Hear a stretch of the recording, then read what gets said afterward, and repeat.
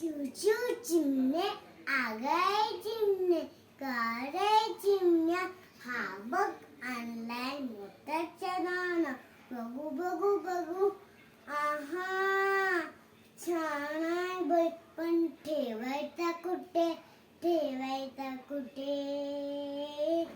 त्यात काय मोठे बांधूया घरटे झाडाच्या पांजीवर बांधूया छोटे घर चला चला लवकर काम करू बरोबर मी